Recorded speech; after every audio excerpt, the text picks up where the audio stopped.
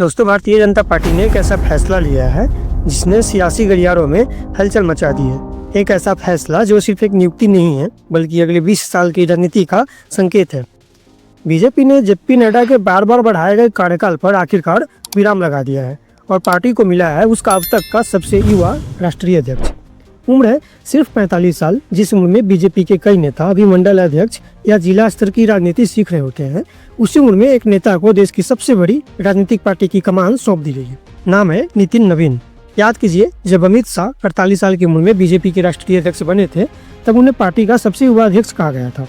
JP Nadda जब अध्यक्ष बने तब उनकी उम्र सिर्फ 52 साल थी और आज बीजेपी ने उस रिकॉर्ड को भी तोड़ दिया है। लेकिन सवाल यह है कि नितिन नवीन है कौन? कल तक जो सिर्फ एक राजकीय राजनीति में जाने जाते थे, आज वो पूरे संगठन का चेहरा कैसे बन गए? ये कहानी सिर्फ नितिन नवीन की नहीं है, ये कहानी है संघर्ष, विरासत, प्रतीक्षा और वक्त के न्याय की। इस कहानी की जड़ें जाती हैं साल 2005 में, वही साल जब बिहार की राजनीति में बड़ा उलटफेर हुआ था।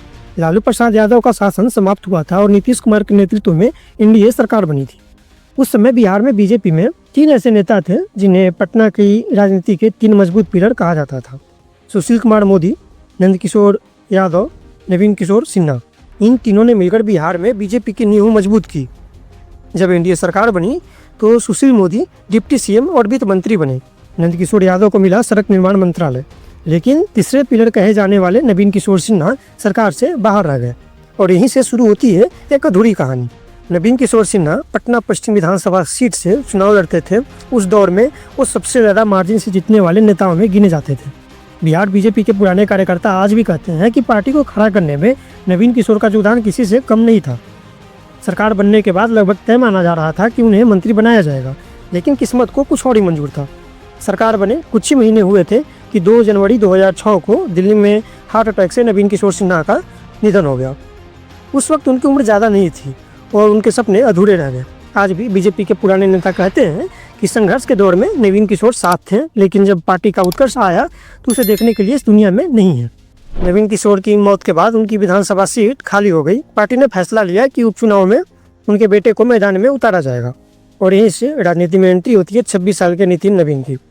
साल 2006 में नितिन नवीन ने वही सीट जीती, पटना पश्चिम, उस सीट से जहाँ से उनके पिता चुनाव लड़ते थे। कई लोगों को लगा कि यह सिर्फ एक सहानुभूति जीत होगी, लेकिन आगे की राजनीति ने साबित किया कि नितिन नवीन सिर्फ नेताजी के बेटे नहीं थे। 2006 से लेकर 2025 तक नितिन नवीन ने एक भी चुनाव नहीं हारा, चाहे 2006 का उपचुनाव हो या फिर 2010, 2015, 2020, 2025 का विधानसभा चुनाव। पहली बार पटना पश्चिम से जीते, इसके बाद 4 बार लगातार बांकीपुर सीट से जीत दर्ज की। लगातार जीत, लगातार ग्रोथ और बिना किसी बड़े विवाद के। नितिन नवीन के राजनीतिक करियर का टर्निंग पॉइंट आता है 2020 में। एनडीए की सरकार बनती है, उन्हें मिलता है पथ निर्माण विभाग। यह कोई मामूली मंत्रालय नहीं था, ये वही विभाग था जो वर्षों तक बीजेपी के कद्दावर नेता नंदकिशोर यादव के पास रहा। उसी साल नंदकिशोर यादव को मंत्रिपरिषद से भी बाहर कर दिया गया। सुशील मोदी भी सरकार में शामिल नहीं हुए। राजनीतिक गलियारों में तभी से चर्चा शुरू हो गई थी, पार्टी नितिन नवीन को लेकर कुछ बड़ा सोच रही है। असल परीक्षा आई 2023 में। छत्तीसगढ़ विधानसभा चुनाव बीजेपी ने ओम प्रकाश माथुर को प्रभारी बनाया और 2 सह प्रभारी जिसमें मनसुख मांडविया और नितिन नवीन शामिल थे। चुनाव से पहले माहौल साफ था। लगभग हर सर्वे कह रहा था कि भूपेश बघेल की वापसी तय है, लेकिन हुआ उल्टा। बीजेपी ने एक लगभग हारा हुआ चुनाव जीत लिया। पार्टी सूत्र बताते हैं कि ग्राउंड पर काम मांडविया और नितिन नवीन ही संभाल रहे थे। इस जीत का फीडबैक सीधे दिल्ली तक गया और यहीं से नितिन नवीन आला कमान के नजरों में चढ़ गए। बीजेपी में नितिन नवीन की पहचान एक साइलेंट ऑर्गेनाइजर की है। वो बीजेपी युवा मोर्चा के प्रदेश अध्यक्ष भी रह चुके हैं, भाजपा युवा मोर्चा के राष्ट्रीय महासचिव भी रहे हैं, 6 साल तक अनुराग ठाकुर की टीम का हिस्सा भी रहे, 5 बार के विधायक और 2 बार के मंत्री हैं। उम्र भले ही 45 की हो, लेकिन संगठनात्मक अनुभव किसी वरिष्ठ नेता से कम नहीं है। सवाल उठता है कि आखिर नितिन नवीन क्यों? जब धर्मेंद्र प्रधान, शिवराज सिंह चौहान, भूपेंद्र यादव जैसे नाम थे, तो फिर नितिन नवीन ही क्यों? इसका जवाब बीजेपी की राजनीति में छुपा हुआ है। इस फैसले से बीजेपी ने अपने कार्यकर्ताओं को एक बड़ा संदेश दिया है। अगर आप चुपचाप काम करेंगे तो पार्टी आपको पहचान देगी। न दिल्ली की परिक्रमा जरूरी है और न ही मीडिया में शोर शराबा, सिर्फ काम करते रहिए। नितिन नवीन कायस्थ समाज से आते हैं। कायस्थ कोई डोमिनेंट वोट बैंक नहीं है। यही वजह है कि उनका चयन कास्ट न्यूट्रल माना जा रहा है। अगर बीजेपी ब्राह्मण या राजपूत अध्यक्ष बनाती तो असंतोष का खतरा था। कायस्थ स्वर्ण भी है और विवाद रहित भी, यानी संतुलन की राजनीति हो रही है। इस नियुक्ति को 2029 के लोकसभा चुनाव से जोड़कर भी देखा जा रहा है। बीजेपी का आकलन है कि तब तक नीतीश कुमार सक्रिय राजनीति में नहीं रहेंगे। ऐसे में बिहार से राष्ट्रीय अध्यक्ष पार्टी के विस्तार में मदद करेगा। नितिन नवीन की नियुक्ति सिर्फ एक व्यक्ति की कहानी नहीं है, ये संकेत है कि बीजेपी अब जनरेशन शिफ्ट कर रही है।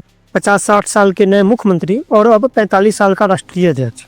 जैसा 2009 में नितिन गडकरी के साथ हुआ था, वैसा ही प्रयोग अभी फिर हुआ है। सवाल आता है कि क्या फुल टाइम अध्यक्ष बनेंगे?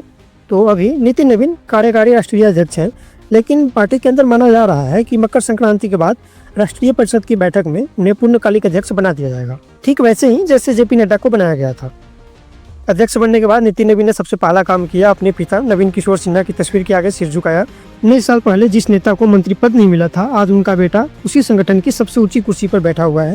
ये सिर्फ राजनीति नहीं है, वक्त का इंसाफ भी है। नितिन नवीन का उदय बताता है कि बीजेपी सत्ता की नहीं, संगठन की पार्टी है। ये फैसला आज नहीं, अगले 20 साल की राजनीति तय करेगा। अब देखना यह है कि क्या नितिन नवीन बीजेपी को उसी तरह आगे ले जा पाएंगे जैसा पार्टी उनसे उम्मीद कर रही है, या प्रयोग सिर्फ एक संकेत बनकर रह जाएगा? इसका जवाब वक्त देगा। बाकी वीडियो अगर आपको पसंद आई हो तो वीडियो को लाइक करें, शेयर करें, चैनल को सब्सक्राइब करना ना भूलें। मिलते हैं अगले किसी वीडियो में, तब तक के लिए धन्यवाद।